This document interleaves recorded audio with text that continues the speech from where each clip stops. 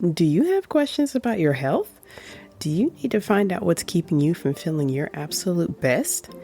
If so, your intuition has guided you to the right place. I am Dr. Charlize, and welcome to the Art of Healing podcast community. In this podcast, we explore all topics in health and wellness, from Reiki to functional medicine, energy medicine, chakras, and meditation. Join me every week for fresh new episodes that highlight healers, various healing modalities, and use this as your opportunity to find what healing works best for you. If you want to learn more about me, simply Google at Dr. Charlize. Enjoy. Healing Podcast listeners, thank you so much for joining us for our episode today. I have a special guest, Mike Sententia. Did I say that right? Mike is the founder of Healing Lab, specializing in chronic pain with a money-back guarantee. He has studied energy healing since 1991, and his second book, Transforming Pain, The Emerging Science of Energy Healing for Pain Management, comes out soon. His mission is to end chronic pain with the modern science of energy healing. Mike is going to come on, and I've got some questions for him, especially chronic pain. That's a big topic for my patients, for myself. So I'm so happy, Mike, that you could be here and join us today. Charlize, thank you so much for having me. I'm excited to talk about energy healing, the research, how it works with chronic pain. And I love talking with both people who are excited about energy healing and with skeptics. So just excited to be here. Oh, thank you so much. This is so very important, especially chronic pain, which we don't talk about enough because so many of us on this planet live with chronic pain. Mike, what inspired you to found the Healing Lab and dedicate your work to chronic pain? It's a little bit of a long story. It starts back when I was a kid. I loved science and math. And then one of my friends talked about feeling energy from trees. And I tried it and I felt some tingling. And I went to the beach and I tuned into the energy and I felt this whole body tingling everywhere. I had a bunch of experiences like that got me started exploring it. Now, how much of that was energy and how much of that was imagination? I have no idea. I was like 12. But that's what got me started on this. But my father was kind of an atheist who made fun of psychics and religious people. So I didn't share it with anyone through middle school and high school and a little bit in college, but I was awkward. And then in my 20s, I was partnered with a woman, Lisa, who became one of the great loves of my life. And she, as a kid, had gotten intuitions about who was going to call or when a relative would die. And we started exploring energy together. And she was a bit older than me and had chronic knee pain. And her knees would ache whenever we would go dance or she'd garden. She used to run, but she had to give it up years earlier. And I started reading the energy of her knees and adjusting it to look like the energy of my healthy knees. That was my first healing technique ever I developed with her. And each day her pain would come down. And then the next day she'd garden and her pain would be back and I'd do it again. And after 3 months, her knees weren't aching anymore. And she was able to start running again for the first time in years. And I finally started coming out of my shell, started getting past some of that shyness and doing healing sessions for friends and family, and they were really encouraging. Later, Lisa retrained to become a nurse, and she developed chronic hives. And she was on all the right medications, and she was still getting worse. One evening, she was telling me about it, that it was this 8 out of 10 maddening itch that just made her so miserable. And she was not prone to hyperbole, but she told me, if I knew I'd be like this the rest of my life, I would kill myself. We hadn't thought that I could do anything for hives, right? It's complicated. It's an autoimmune condition, difficult to work with. But I said, let's see what we can do. And so drawing from her knowledge of the medicine and the physiology behind hives, and my knowledge of energy healing, we developed several techniques. The first one targeted her skin, no results. The second one targeted her nerves that were signaling the itch, and her pain came down from an 8 to a 4. A couple weeks later, it stopped working, and we added some more to the energy for the nerves, And she woke up the next morning without any hives for the first time in almost a year. And after we added one more piece to it, targeting the immune activity, she never had another outbreak. And so this was my life for close to a decade of exploring energy. And then in 2012, we broke up and lost touch, as happens. And in 2014, I learned that she had cancer. And I flew out to Albuquerque. I moved to San Francisco. I flew out to Albuquerque, reconnected with her, became part of the care team. I flew out every month for 6 months, did a shift. And I developed healing techniques for her, and she started sleeping better and having less pain with the chemotherapy.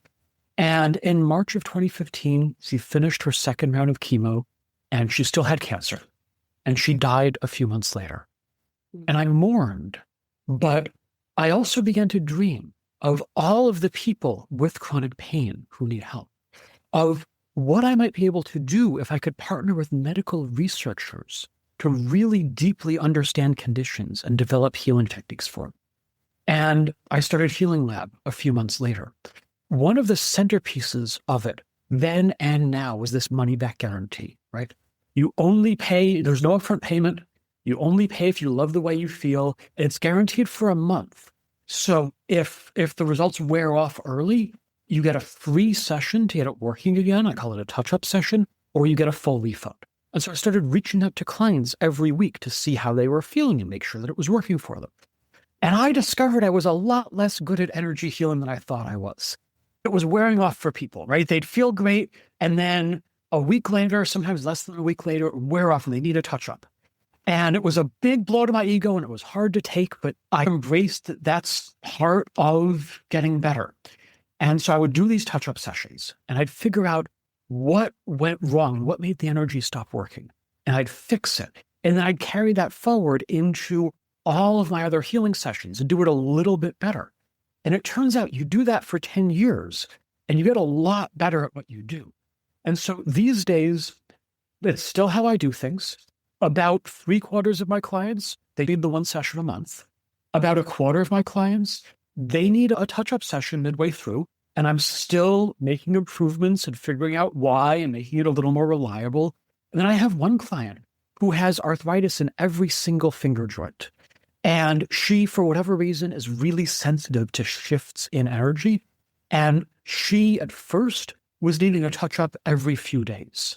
It was like 2 a week. And now we've gotten it to about 1 a week. I've made a lot of little improvements to what I do and fixed what was not working for her. And as long as she wants to stick with it, I'm going to stick with it. And I'm going to keep getting it working better for her and working longer. And it's helping me with all my other clients. And I love what I do because I get to help people and I get to master my craft. And that's two of my favorite things. That is a beautiful story. And thank you for sharing that. I know you have shared that story a lot, but that is so heartening, and it's so touching what took you on this journey and that you found inspiration and loss. That's so powerful. Oh my gosh, thank you for sharing that. So your work or your technique, you developed yourself, or this was a technique you developed all on your own, or? Most of the healing techniques that I use day to day, I've developed over the last 20 years. I've taken training in Reiki and therapeutic touch and other systems. What I find is that most systems of energy healing, they use one universal energy for everything. And that's great in that it's straightforward and teach. It has some limitations, right? If you had to give the same treatment to every single, it'd be really limiting. So I take a different approach. I dial in just the right energy for each tissue involved in the condition. So when I'm working with arthritis, which is something I do a lot, I have one energy for the cartilage based on the energy of a child's cartilage to help get the cartilage to regrow. And typically clients after a year don't need me anymore. And we even have some imaging evidence that the cartilage is regrowing. Then I have another energy that I use for the inflamed bursae and another energy that I use for the nerves that have become hypersensitive from signaling pain over and over and learning to signal pain better and better. And by dialing in just the right energy for each tissue, I get stronger, longer lasting, better results. And this is something that in order to get this, I've had to develop it myself. So yeah. That makes perfect sense. I get what you're saying, because those Mhm. other modalities do focus on universal energy. It is Yes. just all in one. So I imagine for your clients, learning your technique, that probably helps them to integrate and be more open to it as well. I mean, I bet they can probably tune into that easier. Or one of the fascinating things that I've discovered as I've done more and more healing sessions and more sessions with skeptics, right? I routinely have people tell me, I don't believe in energy healing. The only reason I'm trying this is because of the guarantee, but let's see what you can do, right? And what I find is that they get the same results as everyone else, that it doesn't matter if somebody is emotionally, mentally open to it, that I'm working at the level of the cartilage and bone and muscle and nerve cells. And those cells don't believe anything, right? And that's what we see in the research also. There's been 50 years of research on energy healing. And some of my favorite research is on cells in a petri dish, right? You take E. coli in a petri dish and you heat it up until it's almost dead. That's called heat shock. And then the E. coli that doesn't get energy healing dies. The E. coli that does get energy healing recovers. That was Beverly Rubik. You could do a similar thing with human and animal cells, osteoblasts, keratinocytes. You put them in a petri dish and you starve them. And then at some point you give them some nutrients again. And if you also give them energy healing, they absorb more nutrients as though they are recovering from that starvation faster. So energy healing seems to work at the level of cells. It doesn't need the client's belief. And I love that because I get to show people that it's for real rather than needing to convince them up front. So it's great. It lets me help more people. well, that's amazing. I have a set of questions, but I've got to ask you this. Please. That you embrace skeptics and you invite skeptics. Yeah. So, because I have a Reiki practice, and Yeah. so right now I don't turn away skeptics. I just invite them, maybe work with me because I have another modality. I kind of don't accept them in my Reiki practice. Tell me how this works, that you accept skeptics. Lay it on me. How does that work? I think skepticism is the correct stance to take when it comes to energy healing. I think that mainstream research, mainstream science is skeptical for a very good reason. There's no mechanism of action in today's physics or chemistry or biology. This is an anomaly that today's science says shouldn't exist. And today's science is pretty darn good. I think skepticism is the correct stance to take. I'm going to talk about the research in a minute, but I routinely have people come to me because of the money back guarantee. I routinely have people expect to only feel a little bit better. I routinely have them be shocked at the results. One of my favorite experiences, a friend who's a chiropractor, and I've worked with her. She has a torn meniscus. I've worked with her a bunch. I've worked with her mother who has arthritis. I worked with her son who broke his arm. And she brought her very skeptical partner to me. They've been together for a year and a half. He looks like a Marine. He has a bunch of jaw pain. And he's like, I don't think it's going to do anything, but Melissa says that you're great. Let's see what you can do. She had to bug him 20 times. I lightly touch his jaw. I read the energy. I talk with him for a minute. I tell him what I want to do. He's like, go do your thing. I lightly touch again. I adjust the energy. And I'm like, great, test it out. And he opens his jaw and he kind of moves it around. And his pain is way down. And he looks at her like, what the hell just happened? And I think the correct thing to do is look for the results, trust your experience, and don't believe it until you get the results. And I love doing that with people. No, that is amazing. I love that. That is amazing. Because when you said that, I'm like, oh, and then you mentioned in your background that your dad not only was an atheist, but also the type of skeptic that makes fun of people, that more aggressive about it. So that's a huge hurdle to overcome to get to where you are. Huge. There was a lot of personal growth and self-work and talking with friends and therapists and doing a bunch of healing to feel good sharing this with people and not knowing if I was going to get enthusiasm or politeness, but dismissiveness or outright skepticism, and be okay with whatever I got. And honestly, getting the results and seeing it work day after day is one of the best things for getting comfortable with this. When I teach classes, one of the things that I love to do is we play blindfold energy games. So one person sends, the other receives. The receiver puts on a blindfold or closes their eyes, hold out both their hands. The sender generally picks a hand, sends the energy. Don't tell them which one, don't touch and send the energy. And the receiver tunes in, says where they feel it. And I teach them how to tune in on all of this. And understandably, it's hard at first, even for people who are experienced, but with some training and some practice in a 2-hour class, people are getting 80, 90% accuracy.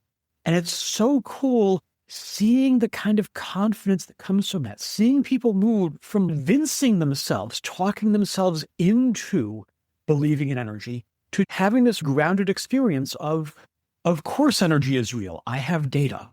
And I love helping people have that transition. Nice. That is amazing. It's so cool. So how would you describe the science behind energy healing? When I first started doing my healing practice professionally, I had a lot of doubt. I'd been working with friends, but I was like, there's no mechanism of action in today's. More likely that I've discovered something missing from today's physics or that it's all placebo. And so I had all of this doubt. And I connected with this wonderful researcher, really warm, kind woman, and she encouraged me to read the research. And I was only expecting to find some case studies, but I was blown away. There's placebo-controlled trials showing excellent results on pain and anxiety for arthritis, for cancer patients, for a bunch of other conditions. But also, there's cell culture studies that I talked about. There's plant and animal studies. One of my favorites is actually from Melinda. She took plant clippings, put them in water. The plant clippings that were just in water all died within 30 days. The other plant clippings got distance energy healing. The practitioners weren't even in the same room. They all lived for the full 90 days of the study. There's no overlap. So much research. The person who takes the pill gets a little bit better and you do a bunch of statistics and you show that it worked. No overlap. Everything died in 30 days. Everything lived for 90 days. There's animal research. Mice with cancer that get energy healing. The cancer doesn't metastasize as much. That's Gloria Granowitz. All of that research, the plants and animals and cell culture, in all research, there's this, what if it's a coincidence? What if all of those plant clippings got the energy healing were already healthy plant clippings? They were going to live, and all the ones that didn't were sickly health plant clippings were going to die. Right? The probability of coincidence for all that research is less than 1 in 1,000. That's 10 times stronger than most medical research. It's 3 times stronger than physics evidence. I was blown away. And that's what gave me the confidence to start doing this work. And as I reflected on, what is it trying to tell me? What's going on here? Where I wound up is every few generations, humanity encounters a phenomenon that's missing from the science of the day. 100 years ago, that was quantum physics. Everyone knows about the bizarre behavior of photons. What most people don't realize is quantum physics is what gave us transistors, which are the building blocks of computers and phones and the internet. And those are pretty good. 100 years before that, when alchemy was a science, people believed that fire was caused by this phlogiston in the wood, that the flames were the phlogiston leaving, and that's why wood weighed less when it went afterward.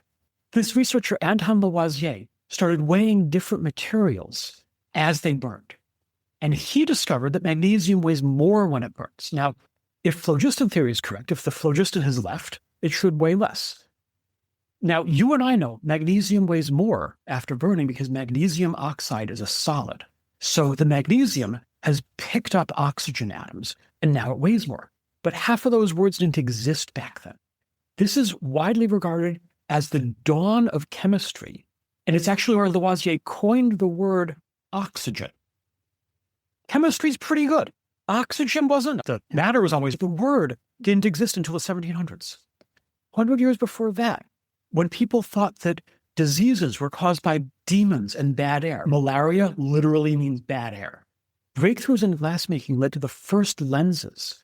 And Antony von Leeuwenhoek, he was a weaver, and he bought some lenses to inspect his cloth and do quality control and make better thread, better cloth. And then he started looking at blood and saliva and swamp water.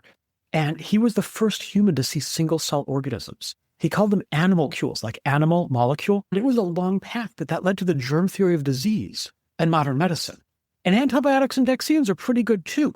And so this is what happens. We find these anomalies, these things that the science of the day say should not exist. Single-cell organisms, fire making something way more, bizarre behavior of photons. We find them. And then 100 years later, when we come to understand them, it leads to breakthroughs in the physical sciences and the next century of technology. And there's no mechanism of action for energy healing in today's physics or chemistry or biology. But it's helping real people in the real world. It's showing dramatic results in the lab. And when we understand it, it'll lead to breakthroughs in the physical sciences, the next scientific revolution, and the next century of technology. And that's why I do what I do. Oh, that is amazing. There is a quote that I'm going to butcher. I'm sure some smart listener can Google it and correct me, but I think it's from Arthur C. Clarke that states that any science that's sufficiently advanced enough will appear to be magic. It's something to that. Any sufficiently advanced technology is indistinguishable from magic. Magic. That's what I think comes from Arthur C. That, and when you were saying that, that's what it was occurring to me, because of course it does look like science, but like magic, but then later it makes sense and you have science behind it. So, and probably the space that we live in now is that we are in the healing sciences, we are so heavily chemically based and that mechanism based that, that seems like the only way. And even though I share with people all the time, we use energy, it's just megawatt energy. We use radiation, we use protons, we use nuclear medicine, we use energy that you can't see all the time. So it would make sense that your healing that you provide, it works. It's targeted, has a consciousness behind it. But yeah, that is a beautiful explanation. Thank you so much. And I actually did not know that the magnesium story. I'd never heard that. So that's beautiful. Thank you so much. Thank you. And with all the different types of the nuclear energy, the electrical energy, there was a time when humans didn't know what those things were or even that they existed. And the reason we can help all those people with those of energy today is because 100, 200 years ago, we figured out what they were, and then we followed the signs where it led. And when we understand what it is and follow it where it leads, I don't know where it leads, but it's going to be amazing. It's going to be amazing. Yes. Yeah, there'll be probably some kind of medical equipment to measure it and categorize it. And soon in Western medicine, they'll have a billing code for it. It'll come. It's going to be hilarious. Not hilarious, but I agree with you. It will definitely come. So from your viewpoint, what are the biggest misconceptions about energy healing? The biggest thing that I hear from folks is expecting it to be psychological, right? Expecting that I'm going to be talking a lot to the client, expecting that the client has to believe in it in order for it to work, expecting that I'm helping change their mindset and perspective, when really this is something that it's out there in the world. I like this quote from Philip K. Dick. Reality is that which continues to exist even when we stop believing in it. It's out there in the world. Doesn't matter if you believe in it. It works at the cellular level. And it works even if somebody doesn't know what's going on. I've had clients where they reach out and they're like, my pain's coming back. I'm going to be in meetings all day. I can't get on the phone with you and we can't do a, but see if you can do anything. I connect to their energy. I adjust the energy. And I've had clients and then I write them an email, like, I did my thing. How do you feel? And I had clients who were like, Mike, the craziest thing happened. I saw this flash of light, and then 5 minutes later, I got your email.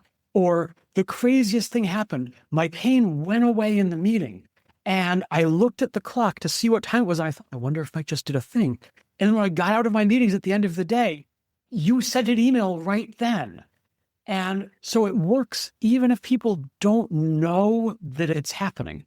It's a thing out there in the world that just works. That is incredible, crazy efficient, by the way. And your clients, they trust you. Crazy. I love that. That is incredible. So they're actually working or doing meetings and you go ahead and do a healing session while that's incredible. It's not my preferred way to do things, but my top priority is taking really good care of the client. And if that's what they need in order to get some help now instead of 3 days from now, that's what I'm going to do. For most of the time, when I do a distance session, what I like to do is when the pandemic hit, I tested out a bunch of ways of doing distance sessions. And I tested out not how effective are they that day, but also how long do they last. And what I found is that most of the approaches are not as reliable as I would. But one I developed is I put a little bit of my energy into a card, and then I mail it to the person. And when we have the healing session, they touch the card to whatever spot I'm working with. And my energy is in the card, so I'm connected to the card, and that lets me bridge a connection to them and send the energy. And it makes it so much stronger and more reliable. And it works. It's as effective as in person. And I routinely have clients now, they start out in person because they can believe in it more. And they try a distance session. It works. And then from then on, they do distance sessions because it works the same for them. It's still strange to me sometimes that the laws of physics allow for this to work, but I trust the data. I love it. I love it. That is amazing. So you have a book coming out, and you've also published a book or books previously. Can you tell us about your published works and where to find them? Yeah. So the book that I have out is Arthritis, Natural Healing and Prevention. For a while, I was specializing specifically in arthritis before expanding to all chronic pain. It's about how to take care of your arthritis with diet, supplements, gentle exercises that will help and not hurt. And it's all stuff that you can do complementary to any other medical care that you're doing. And you can actually get a free copy if you go to my website, sign up for the mailing list, and you'll get a free copy of the book. You'll get my 5 top tips for dealing with chronic pain. And you'll also get a monthly resource for helping with chronic pain so you can just have better care every month. That is beautiful. And I'm going to make sure I sign up because arthritis deeply impacts my family. I see patients in my day job, and I spend probably 80% of the day on arthritis. My population is over the age of 65. So that's become sort of the small talk is what arthritis is, that. Yes. So I will make sure I get a copy. And then also listeners, in your show notes to connect to Mike, I will have all of his links there. He is active on Instagram, Facebook, TikTok, YouTube is his website. So I will make sure in your show notes that you can connect and get your free copy of his book. Mike, would there be any message you would like to leave us with or any words of wisdom you'd like to leave us with? I'd say so many people with chronic pain can feel like nothing's going to work. They've tried everything. They're exhausted. They've spent a lot of money on stuff that didn't really help. And they've just kind of given up. And my message is those are the people that I work with all the time. I get results when nothing else has worked, even if you've tried other styles of energy healing. A lot of my clients, I have clients who themselves are Reiki practitioners, and it turns out for their particular type of pain, what I do works a lot better. So give it a try. Money back guarantee, no upfront payment. You only pay if it works for you, and you decide how much means works. If you feel a little bit better, but I'm disappointed, hey, don't pay me. No hard feelings. You could book your free consultation on the website and mention this podcast, and you get 10% off your first session. With 10% off, listeners. So, Mike, thank you so much for joining us. I feel like the topic of chronic pain should be the most important thing we discuss. And maybe because it is pain, it's something that it just feels like it's so much resistance to getting a message of yours out there. So I really appreciate you. Thank you so much. Thanks so much for having me. Thank you. Listeners, in your show notes, if you will check all of those links, those important resources will be there. Make sure you mention the Art of Healing podcast to get Mike's special 10% off offer. Listeners, we thank you so much for joining us today. If you aren't getting my emails, I'd recommend you also sign up for that in the show notes so that you can get notified when Mike's episode goes live. All of his information will also be in my email, as well as when the next time we connect live and the next episode's going live. Thanks so much, Mike. Thank you.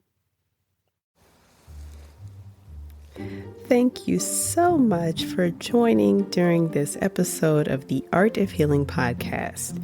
If you found this episode helpful, please leave a review. Also, you can check your show notes to find out how to get a copy of this and future episodes emailed directly to your inbox, available to listen to anytime. Finally, if you have questions or wish to connect to me, check your show notes to find out how we can get connected and find out how I can be of service to you.